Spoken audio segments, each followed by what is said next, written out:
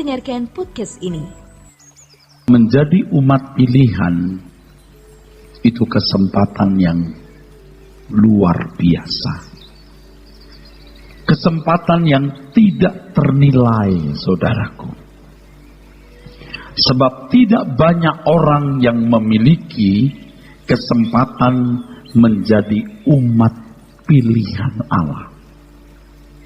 Menjadi umat pilihan Allah berarti menjadi orang-orang yang benar-benar diistimewakan oleh Allah Bapa dan Tuhan kita Yesus Kristus untuk diproyeksikan, ditentukan menjadi orang-orang yang unggul di antara manusia, menjadi orang-orang yang dirancang berkodrat ilahi, sehingga kita dilayakkan untuk mewarisi kerajaan surga bersama-sama dengan Tuhan Yesus. Ini sungguh tidak ternilai, saudaraku. Kalau kita menjadi umat pilihan Tuhan, kita harus menyambut panggilan menjadi umat pilihan ini dengan meresponi secara benar. Meresponi secara benar, saudaraku. Harga menjadi umat pilihan ini sangat mahal. Saudaraku sekalian, sama seperti ketika kita membawa anak kita ke sekolah, atau kalau kita memberi diri untuk masuk sebuah perguruan tinggi, ada sebuah komitmen di situ, ada kesepakatan, ada perjanjian untuk belajar. Untuk belajar. Memang kalau masih playgroup hanya main-main. Tetapi di balik main-main itu pun ada guru-guru yang mengarahkan anak-anak mengembangkan bakat, kepribadian, dan lain sebagainya. Ketika kita menjadi orang percaya, kita memilih Tuhan, maka di situ kita memiliki kesepakatan atau perjanjian untuk dididik Tuhan, diarahkan Tuhan menjadi manusia seperti yang Dia kehendaki. Dan itulah keselamatan itu, saudara. Usaha Tuhan mengembalikan manusia kepada rancangan Allah yang semula. Itulah keselamatan.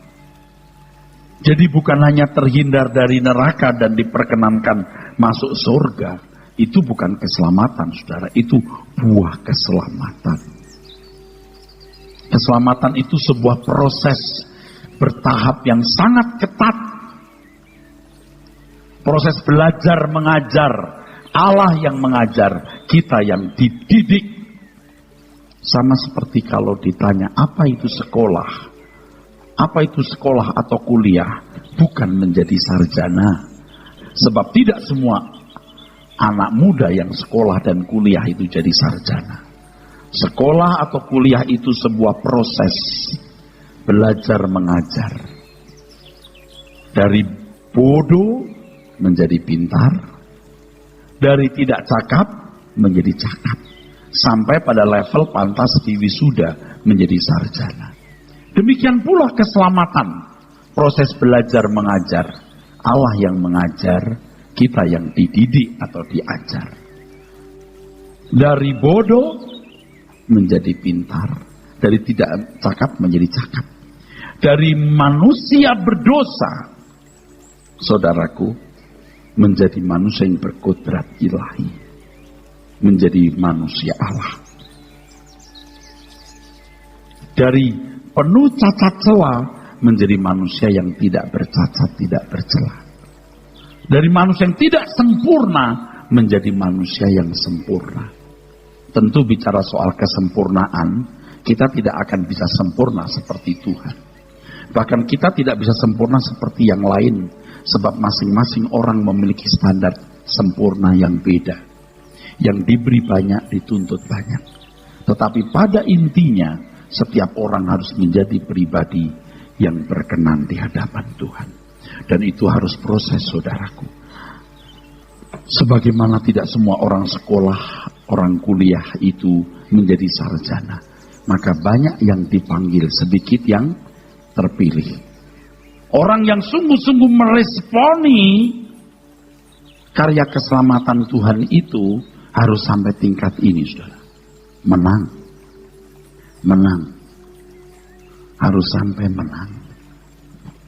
Dan salib Tuhan ini fasilitas. Kalau orang sekolah ada biayanya. Untuk menjadi pemenang ada biaya salib. Salib itu biaya pendidikan, saudaraku. Dari uang pangkal sampai biaya yang lain. Tapi tidak otomatis membuat seseorang menang. Di dalam salib itu ada penebusan. Di dalam penebusan itu kita diletakkan Tuhan di tempat yang baru. Dari pemberontak menjadi seorang yang bisa menjadi anak Allah. Maka setelah Tuhan Yesus selesai dalam tugas kemesiasannya, Tuhan berkata, segala kuasa di surga di bumi dalam tanganku, maka jadikan semua bangsa muridku. Dengan penebusan ini, kita punya kedudukan baru sebagai orang-orang yang dimungkinkan jadi anak Allah yang sah, atau pangeran, atau huios. Ia memberikan kita Roh Kudus yang menuntun kita kepada segala kebenaran. Lebih dari sekedar cerdas. Banyak orang cerdas, banyak filsuf cerdas yang melahirkan ide-ide yang luar biasa. Seperti Seneca, Socrates, Aristoteles, Plato, Konghucu. Hebat. Tetapi Roh Kudus memampukan kita untuk bisa mengerti pikiran perasaan Tuhan. Mengerti kehendak Allah apa yang baik, yang berkenan, dan yang sempurna. Tuhan memberikan Injil yang membawa kita kepada segala kebenaran, yang memperbaharui pikiran kita, yang Alkitab katakan dalam Roma 1 ayat 16-17, Injil itu yang menyelamatkan. Merubah cara berpikir berarti merubah seluruh gaya hidupnya. Allah turut bekerja dalam segala hal mendatangkan kebaikan. Ini, saudaraku, biayanya. Ini semua bisa ada karena salib Tuhan. Karena salib Tuhan, saudara. Betapa luar biasa. Betapa luar biasa. Betapa luar biasa menjadi umat pilihan. Dan orang yang menjatuhkan pilihannya kepada Tuhan berarti harus bersedia untuk masuk ke dalam proses ini. Dengan segenap hati. Dan hanya orang yang mengasihi Tuhan dengan segenap hati yang masuk proses ini secara proporsional. Sebab Allah bekerja dalam segala hal mendatangkan kebaikan bagi orang yang mengasihi. Dan orang-orang yang sungguh-sungguh mengasihi Tuhan akan diproses secara maksimal untuk dikembalikan ke rancangan Allah semula. Melalui segala peristiwa kehidupan dan dalam segala situasi. Kalau kesempurnaan saya gambarkan garis panjang ini, saudaraku. Maka setiap peristiwa yang terjadi, yang kita dengar, yang kita lihat, yang kita alami, apalagi saudaraku hal-hal yang bisa menyita pikiran perasaan kita, itu merupakan proses tahap demi tahap. Bukan hanya dari hari ke hari, tapi dari menit ke menit, dari jam ke jam. Ini prosesnya, saudara. Dan ini merupakan momentum-momentum atau kairos dalam bahasa Yunani yang sangat berharga. Kita punya hora namanya. Hora itu durasi waktu selama 70-80 tahun. Dan di dalam durasi ini ada momentum-momentum atau kairos. Ada hora. Ada kairos. Dan dalam kairos itu sudah disusun secara kronos atau kronologi. Jadi waktu kita umur 20, 25, 30, 40, 45, saudara, sampai 70, 80 tahun kita sudah mencapai ini, saudara. Ini yang merubah kita. Nah, banyak orang kan bangun tidur, kerja, pulang, makan dengan keluarga di mall atau di restoran, pulang malamnya tidur lagi, besok kerja. Duit kumpul beli rumah, kerja lagi duit kumpul beli mobil, kerja lagi duit kumpul beli aset tanah atau rumah yang lain yang gede. Hidup tanpa tujuan. Kalau saya bangun tidur doa dengan mahasiswa di sekolah teologi mengajar, sekolah teologi sorenya khotbah, setelah khotbah merapat majelis besok atau konseling, pulang ke rumah tidur besok, bangun pagi doa, kedudukan saya makin tinggi, posisi saya semakin terhormat, gereja tambah besar, tetapi kodrat ilahi tidak terbangun. Konyol, saudaraku. Dan banyak orang lebih konyol dari itu. Lingkungan sekolah Alkitab, lingkungan gereja tidak merubah orang berkodrat ilahi. Apalagi lingkungan hidup saudara. Tapi peristiwa saat ke saat, menit ke menit, kalau kita perhatikan, di situ proses sekolah kehidupan, di mana Tuhan menuntun kita lewat rohnya. Injil yang memandu kita. Allah bekerja dalam segala hal mendatangkan kebaikan untuk bisa mencapai satu kedewasaan rohani di mana kita diperkenan oleh Tuhan. Oleh sebab itu, saudaraku, kita tidak boleh memiliki tujuan hidup yang lain selain satu-satunya ini. Apa? Bagaimana kita menjadi manusia Allah? Tidak ada tujuan lain dalam hidup kita. Kalau kita bekerja, studi, kuliah, karir, apapun yang kita lakukan hanya untuk mewujudkan bagaimana menjadi manusia Allah sesuai rancangannya. Dulu ada lagu yang mungkin sampai sekarang dinyanyikan. Kemurahan-Mu lebih dari hidup, kemurahan-Mu lebih dari hidup, bahwa lidahku memuji Engkau. Kemurahan-Mu lebih dari hidup. Kemurahan Tuhan bukan terletak kita lulus sekolah, dapat pekerjaan, punya istri, bangun rumah, dan seterusnya. Itu bisa dimiliki oleh orang-orang yang tidak percaya Tuhan Yesus. Tetapi kemurahan Tuhan itu berpusat pada korbannya di kayu salib yang membiayai sekolah kehidupan kita. Ingat, orang tua kerja keras banting tulang supaya bisa membiayai anak sekolah, tapi tidak membuat otomatis anak menjadi sarjana. Jadi jangan berpikir bodoh, seakan-akan karya salib Tuhan itu otomatis membuat orang menang. Tuhan berkata, menanglah seperti aku menang. Berjuanglah masuk jalan sempit kalau mau selamat. Karena pernyataan Tuhan itu berangkat dari pertanyaan Tuhan, sedikit sajakah orang yang diselamatkan? Sedikit sajakah orang yang menang? Sedikit sajakah orang yang jadi sarjana? Sedikit sajakah orang yang jadi manusia Allah yang berkodrat ilahi? Tuhan berkata, berjuanglah masuk jalan sempit. Kemurahan Tuhan bukan pada berkat-berkat jasmani yang seringkali dipahami oleh orang-orang Kristen yang bodoh dan tidak mengenal kebenaran. Tetapi momentum-momentum berharga ini. Hidup kita tidak berarti, tidak bermakna, tidak berguna sama sekali kalau tidak diisi dengan proses bertahap yang ketat untuk menjadi manusia Allah, guna dikembalikan ke rancangan Allah semula. Itulah kehidupan iman. Iman bukan hanya diyakini, catat ini. Iman bukan hanya diyakini, iman itu harus dialami.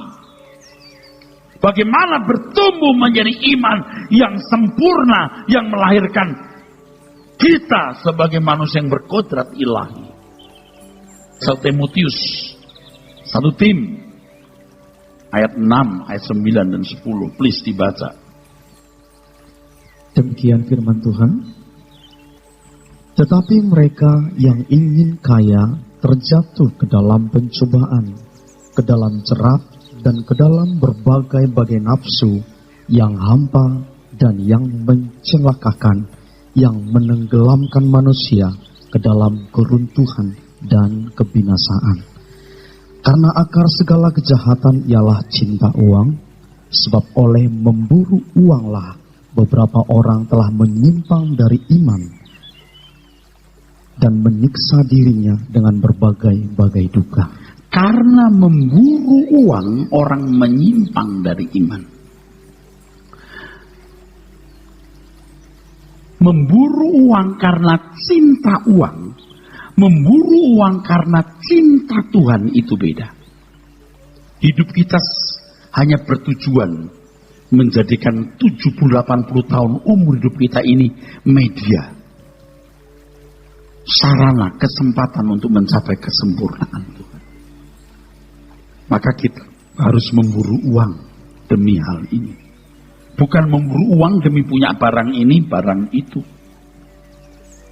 Bukan memburu uang supaya punya barang yang berharga dengan barang berharga, bermerek, branded, value kita naik. Jangan ada merasa value hidupmu naik hanya karena jam tanganmu mahal. Tas kamu mahal. Pakaian kamu mahal. Perhiasanmu mewah. Itu orang-orang bodoh. Yang pasti orang seperti ini jadi anak setan karena menyembah iblis. Itu benar. Value saudara terletak pada manusia batiniah yang diubahkan terus.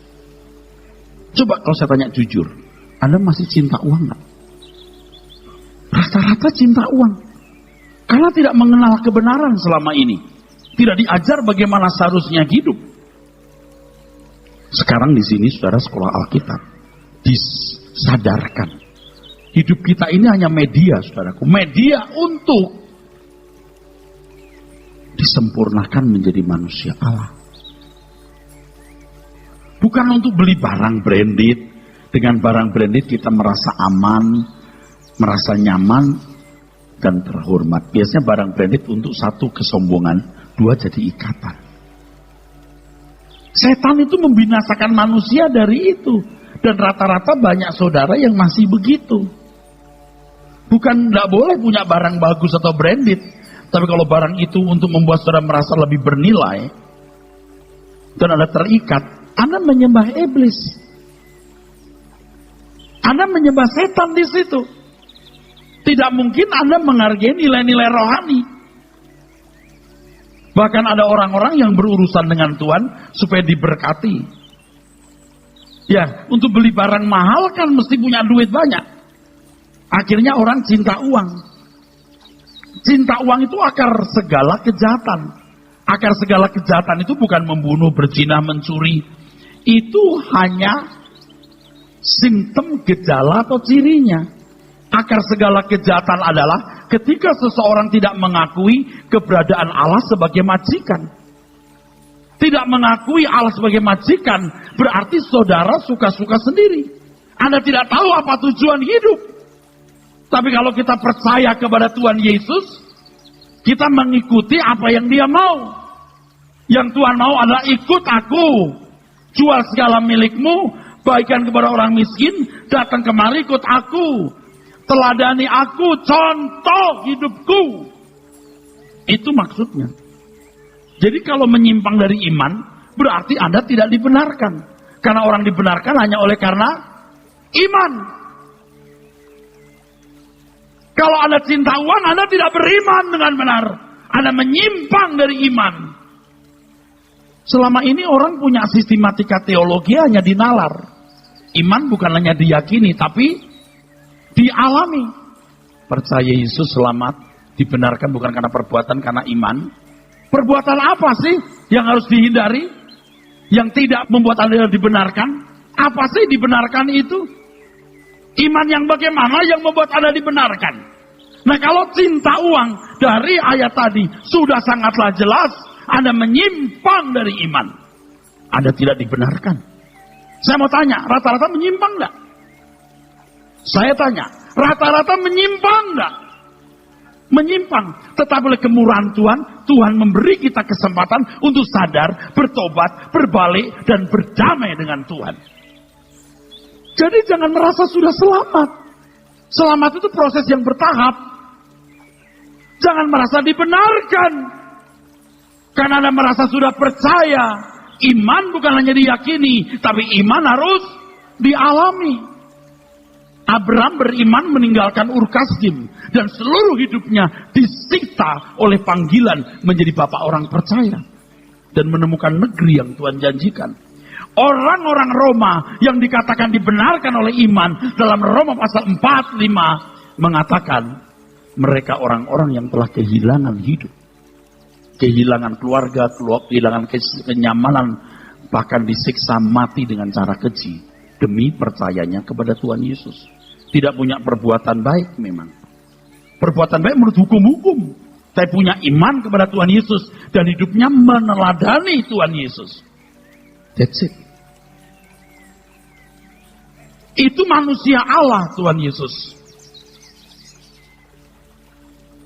Makanya tidak sederhana saudaraku.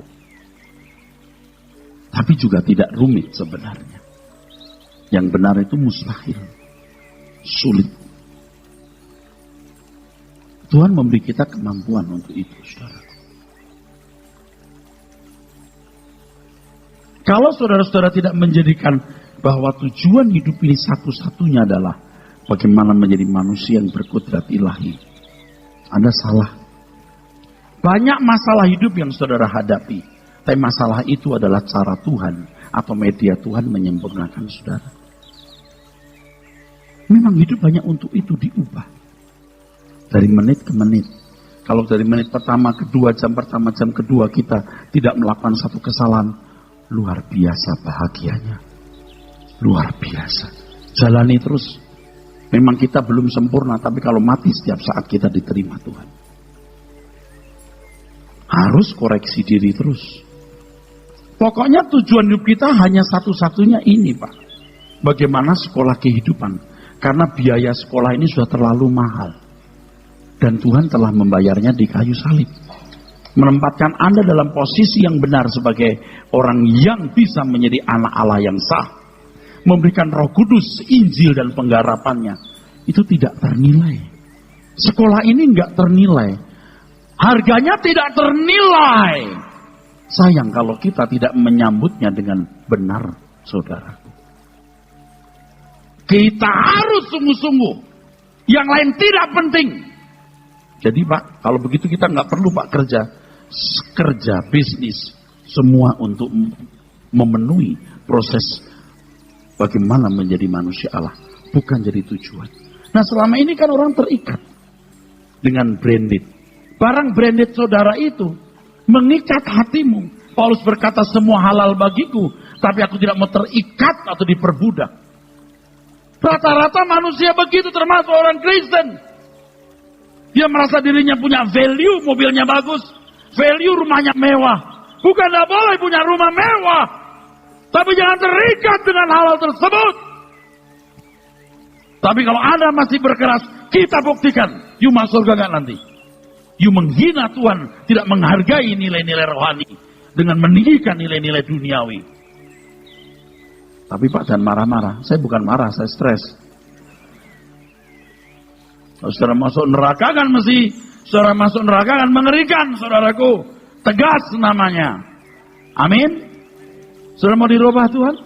Kristen yang benar itu seperti ini. Bukan masalah tetek mengek yang diomongin yang gak jelas. Kalau playgroup main-main. Berkat-berkat jasmani Allah berkati. Oh kita menang, kamu umat pemenang. Bagaimana bisa menang dia? Menang itu kalau you sempurna seperti Tuhan Yesus. Menang yang gimana? Itu penipuan, saudaraku. Nggak gampang. Katakan sebelahmu, kamu buat pemenang. Dari mana dia menang? Itu kata firman Tuhan. Itu jemaat Roma, bukan jemaat Jakarta, apalagi Bekasi. Belum menang, aku menang. Bagaimana sih? Ditipu saudaraku. Ya kita sudah dibenarkan Pak. Kenapa dibenarkan? Karena iman. Iman yang macam apa kau miliki? Saya percaya Yesus. Itu baru percaya statusnya. Kalau percaya pribadinya, you ikuti apa yang beliau mau. Ngerti nggak apa yang beliau mau? Tahu? Itu ngaku dibenarkan. Nyari Tuhannya harus segenap hati, saudaraku sekalian. Kalau saudara menggantikan kesempatan untuk sempurna ini dengan kesibukan, kesenangan dunia, you menukar hak kesulungan dengan semangkok makanan. Ibrani pasal 12, 16, dan 17. Anda menukar kesulungan dengan semangkok makanan. Tua-tua sibuk beli moge Harley Davidson. Bukan nggak boleh. Kalau udah tua-tua begini yuk, kakimu nggak kuat nahan tahu. Bukan nggak boleh. Untuk apa? Ibu-ibu tuh kalau memburu barang branded, aku nggak ngerti. Koleksi Pak. Kamu bakal mati tahu nggak lo?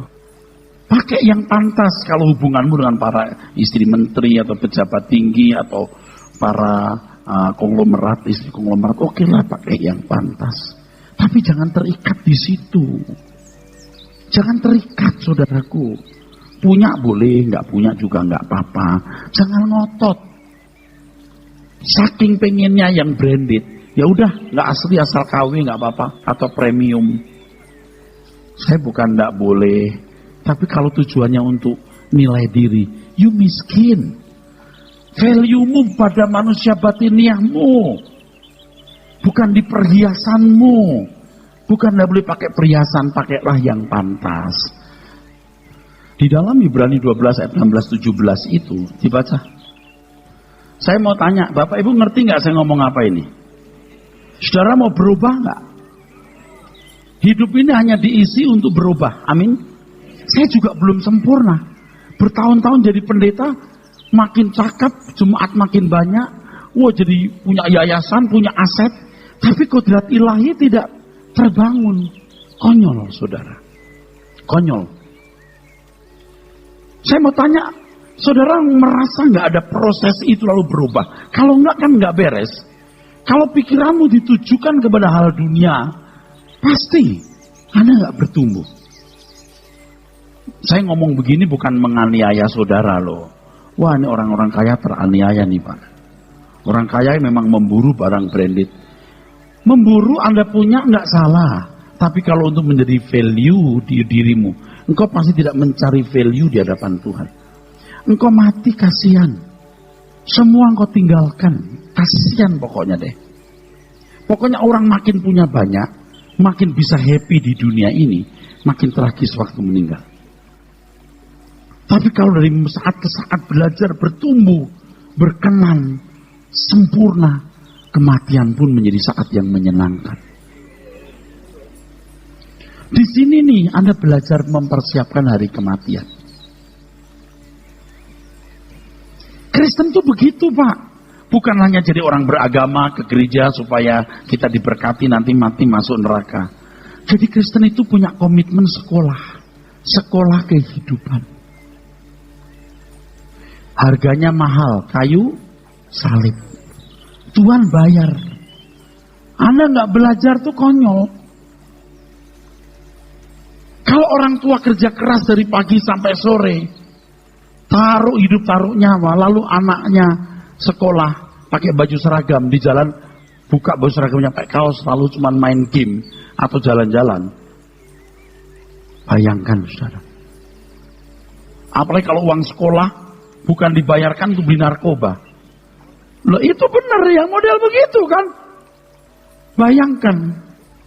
Bapak Ibu, kita orang tua dulu deh yang jadi contoh. Nanti anak-anak tergarami saudara. Hidup ini cuma satu tujuannya. Mengubah diri jadi manusia Allah. Nggak ada yang lain. Singkirkan yang lain. Hidup ini hanya punya satu tujuan. Bagaimana menjadi manusia Allah. Maka aku harus sempurna. Aku harus kudus. Aku harus tidak bercacat, tidak bercela. Aku harus berkodrat ilahi. Itulah sebabnya Anda di sini, saudara. Karena saya juga memaksa diri saya untuk itu. Bapak Ibu, kalau saya nggak maksa diri, saya tidak bisa khotbah seperti ini. Miliki nurani. Ini manusia juga lagi serius. Dan akan terus serius. Rugi apa saudara jadi manusia sempurna? Pasti jadi rajin bekerja, giat, jujur. Pasti. Dan nggak mungkin jadi orang miskin. Nggak mungkin nggak dipelihara Tuhan. Sempurna, nggak mungkin. Coba kalau kita diajari cuman percaya Tuhan itu ajaib luar biasa, Tuhan melindungi, klaim janjinya, kemana sih itu khotbah? Itu menyesatkan, tidak punya landasan yang jelas. Coba dibaca Pak. Janganlah ada orang yang menjadi cabul atau yang mempunyai nafsu yang rendah seperti Esau. Nafsu yang rendah, cabul ini bukan cabul seks, nafsu yang rendah. Masa saudara merasa berharga karena pakai barang tas yang harga 400 juta? Jiwamu lebih daripada tas itu. Kemurahannya lebih dari hidup. Seandainya seluruh harta dunia kau miliki, tapi engkau tidak memiliki kodrat ilahi, nggak ada artinya. Kemurahanmu lebih dari hidup. Lebih dari kehidupan ini. Jadi kesempatan yang berharga untuk bertumbuh menjadi manusia Allah, hargai itu. Begitu melek mata menit ke menit. Betapa berharganya saudaraku. Betapa mulianya. Amin. Kita bersyukur kita mendengar hal ini saudaraku. Gak ada artinya uang untuk menyewa gedung ini mau ratusan juta, mau 1 miliar per bulan, gak masalah. Gak ada artinya. Dibanding dengan nilai kebenaran yang mengubah saudara. Jangan fokus kepada hal yang tidak perlu saudara fokus. Apapun yang terjadi jangan menjadi berhala dan mengikat hidupmu. Banyak masalah saya mati aja. Mati situ. Kenapa mesti begitu? Masalah itu mendewasakanmu. Tanpa masalah itu kamu gak dewasa. Jangan ada pikir malam, sial gua, sial. Nggak sial. Tidak ada kata sial dalam kamus hidup orang Kristen. Karena Allah bekerja dalam segala hal mendatangkan kebaikan. Nggak ada kata sial. Amin, saudara. Ya, indah sekali. Tuhan mati di kayu salib untuk menyediakan fasilitas pembentukan yang sempurna. Tidak ada kata sial dalam kamus hidup kita. Ya, pulang dari tempat ini, saudara, nikmati hidup dengan sukacita. Hidup kita happy. Pelayanan yang sungguh. Amin. Jangan takut ditinggal siapa-siapa. Kita nggak ditinggal Tuhan. Dia beserta kita. Seperti Esau yang menjual hak kesulungannya untuk sepiring makanan. Sebab kamu tahu bahwa kemudian ketika ia hendak menerima berkat itu, ia ditolak. Sebab ia tidak beroleh kesempatan untuk memperbaiki kesalahannya, sekalipun ia mencarinya dengan mencucurkan air mata. Ini cabul, bukan cabul seks. Mental rendah, hasrat rendah, barang dunia fana. Kau bisa nikmati tanpa terikat. Sebab kalau kamu terikat, berarti menyembah iblis. Iblis berkata, dunia kuberikan padamu kalau kau menyembah aku. Jadi kalau orang mengingini dunia, dia menyembah iblis. Jangan mengingini dunia. Kita pakai dunia. Memburu uang karena cinta Tuhan. Kita punya uang banyak untuk Tuhan. Untuk pelayanan kita kepadanya. Saya ingatkan, saya tidak bermaksud meminta uang saudara. Tapi gunakan semua potensimu, kekuatanmu, waktumu, tenagamu, hartamu untuk melayani Tuhan. Sebab dia akan jadi raja di atas segala raja. Kita adalah pangeran-pangeran. Tuhan Yesus menjadi yang sulung di antara banyak saudara. Kalau bicara soal anak raja, mesti mengerti rajanya siapa. Kalau rajanya Yesus, salah. Kita bukan anak Yesus. Kita saudara Yesus. Dia menjadi yang sulung. Kalau rajanya Bapak di surga, benar kita anak raja. Tapi jangan lupa bahwa Bapak di surga telah menyerahkan kekuasaan pemerintahan kepada Tuhan Yesus. Kalau kita serupa dengan Tuhan Yesus, kalau kita memiliki mental karakter seperti Tuhan Yesus, maka kita menjadi saudara bagi Dia yang dimuliakan bersama-sama dengan Dia di dalam kerajaan Bapa di surga. Bapak Ibu Saudara sekalian, kalau orang sungguh-sungguh berkomitmen memilih Tuhan, sungguh-sungguh, jadi bukan sekedar menjadi orang Kristen yang datang ke gereja, sungguh-sungguh bersedia memilih Tuhan, maka Tuhan akan membuat orang tersebut berlimpah-limpah dalam pengenalan akan Tuhan. Pada akhirnya Tuhan akan membuat orang itu menghayati keberadaan Allah secara berkualitas. Ya, semua orang bisa mengaku Tuhan itu ada. Tapi orang yang memberi diri untuk dibentuk, diproses, akan menghayati keberadaan Allah yang dahsyat. Sampai pada penghayatan ini, seseorang mengerti apa artinya berlabuh. Berlabuh pada Tuhan. Berurusan dengan Allah yang maha tinggi. Dari mana segala kuasa, kemuliaan dan kerajaan berasal adalah sangat luar biasa. Dahsyat. Kita bisa menjadi anak-anak Allah di bumi maupun di kekekalan. Ini satu perkara yang sungguh-sungguh tidak bisa dibayangkan. Jadi Bapak Ibu Saudara sekalian, saya mengajak saudara memiliki satu komitmen, membuat satu kesepakatan, membuat satu perjanjian. Aku ikut Engkau Tuhan. Hari-hariku hanya kuisi untuk bertumbuh mengenakan kodrat ilahi. Bapak Ibu, ketika saudara menjalani proses itu dari menit ke menit, yang pertama, Anda akan merasakan perubahan. Perubahan itu, perhatikan cirinya satu, Anda sangat berkeinginan untuk melakukan kehendak Tuhan. Melakukan kehendak Tuhan bukan lagi menjadi kewajiban, tapi jadi kebutuhan. Aku mau mengerti kehendak-Mu Tuhan, dan aku mau melakukannya. Ini yang dikatakan Tuhan Yesus, makananku melakukan kehendak Bapa dan menyelesaikan pekerjaannya. Kalau sampai punya naluri ini, kodrat ilahi-Mu muncul. Amin. Kodrat anak-anak Allah. Allah Bapa kita. Kita punya kodrat untuk melakukan kehendak-Nya. Kita rindu mengerti kehendak Tuhan dan melakukan kehendak Tuhan itu. Luar biasa, saudara. Yang kedua, dunia menjadi tidak indah di mata kita. Kita punya naluri, dunia bukan rumah kita. Dan kita memandang Tuhan dan kerajaannya itu indah. Kok bisa begitu? Bisa. Saya berdoa ya saudara, atau bercakap-cakap di dalam hati. Tuhan betapa indahnya. Aku di surga nanti tidak ada dosa lagi. Aku tidak melakukan dosa sama sekali. Betapa indahnya. Karena kita merasakan kalau menit pertama, menit kedua kita benar, jam pertama, jam kedua kita benar. Luar biasa bahagianya. Aku bisa sempurna. Aku bisa berkenan. Tapi kalau sudah salah, luar biasa sakit. Lalu saya berkata, Tuhan betapa indahnya di surga nanti tidak ada dosa lagi. Lalu ada suara di hati saya. Kalau kamu tidak berbuat dosa karena memang tidak ada kondisi berbuat dosa, bukan sesuatu yang menyenangkan aku. Justru jadi anak Allah dimulai dari sekarang.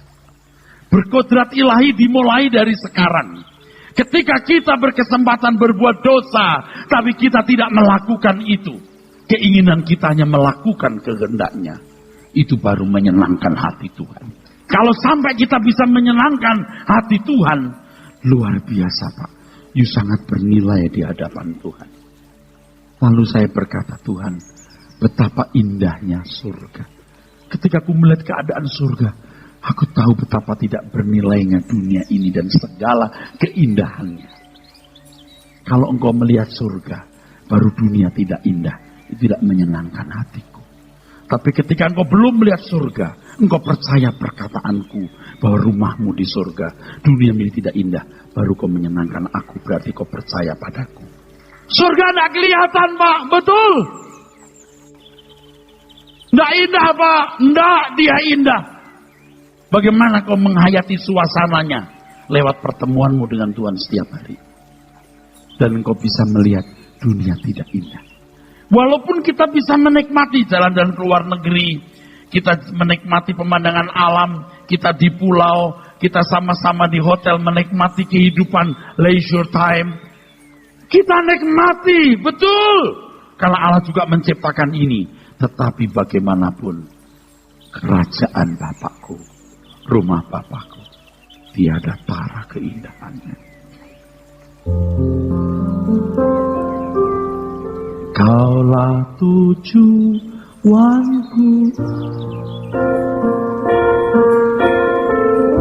indah kerajaanmu.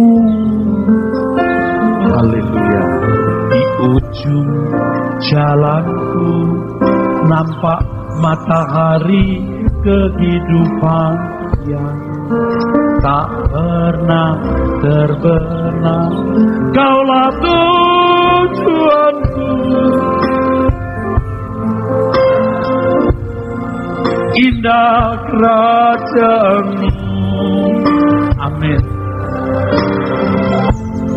Di ujung jalanku, di ujung jalanku tampak matahari kehidupan yang tak pernah terbenam. Betapa indahnya saudaraku pelayanan ini. Kalau melalui pelayanan ini saudara bisa dihentar masuk kerajaan surga. Saya juga bukan siapa-siapa, Pak. Saya cuma mau ngajak Anda ke surga kok.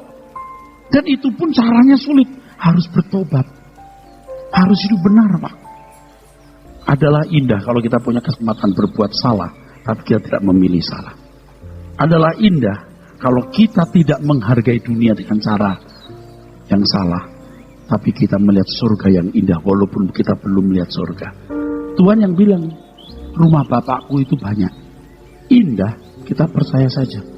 Sampai kita bisa menghayati itu di dalam hidup kita. Yang ketiga, kalau saudara sungguh-sungguh punya komitmen untuk dididik Tuhan, Anda berjalan menuju kerajaan surga. Saudara orang istimewa Tuhan. Tidak mungkin Tuhan tidak mengirim malaikatnya untuk menjagai saudara. Tuhan pasti kirim malaikatnya. Alkitab mengatakan malaikat itu roh-roh yang melayani. Dia tidak kelihatan, tapi menjagaimu. Teluh tenung obatan, hipnosis tidak bisa menguasai hidupmu. Karena malaikat menjagaimu. Sampai ketika saudara mati, Tuhan pun akan menjemput saudara. Saudara punya banyak masalah, jangan memberhalakan masalah. Jalan terus ke surga. Aku mau diubahkan Tuhan. Tuhan pasti kirim malaikat menjagai kita kemanapun kau melangkah. Tuhan tidak mungkin tidak menjagaimu. Tuhan akan berkata kepada malaikatnya, jagai anakku itu. Dia pewaris kerajaanku. Dia pangeran kerajaan surga. Kalau saudara berkomitmen sungguh-sungguh, saudaraku sekalian, untuk betul-betul diproses ini, akhirnya saudara akan rindu menemukan rencana Tuhan dalam hidup saudara. Apa? Rencana pribadi Tuhan yang indah. Dan akhirnya Anda menemukan keintiman. Tuhan berjalan dengan orang-orang yang berniat mau berubah. Tuhan tidak akan berjalan dengan orang-orang yang tidak berniat mau berubah. Saya ketemu dengan seorang ibu rohani. Sudah usianya hampir 90 tahun saya kira. Sudah rentang, tua. Tetapi hatinya tulus. Orang-orang Pentakosta karismatik dulu cinta Tuhan. Cinta kerajaan surga. Sungguh walaupun tidak berteologi tinggi, saudara. Tapi banyak orang karismatik Pentakosta hari ini yang berteologi tidak jelas. rindu Yerusalem baru juga enggak tahu mau ngapain dia. Dia udah tua. Dia berkata, Ras ini, ya Tan, sebelum Tante meninggal, kamu nyanyi untuk Tante. Iya Tan. Saya pikir aku suruh nyanyi lagu karangan saya, Saudara. Ternyata tidak. Kamu nyanyikan lagu The Garden. Oh, The Garden. Lagu ini keintiman. I come to the garden alone, while the dew is still on the roses, and the voice I hear falling on my,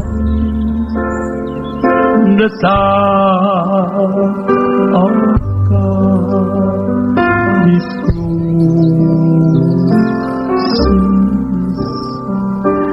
and He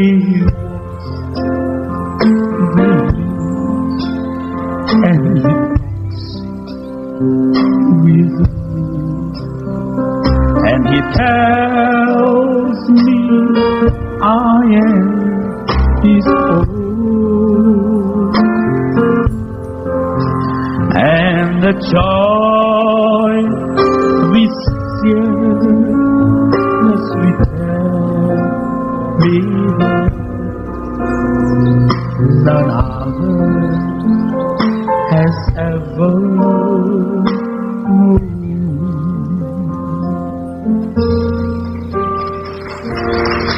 Kita bisa jalan dengan Tuhan itu luar biasa.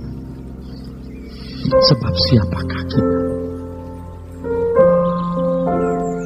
Siapakah kita bisa berjalan dengan Tuhan? Tapi orang yang betul-betul berniat ke Yerusalem baru mau berubah setiap hari, itu pasti menjadi orang istimewanya Tuhan.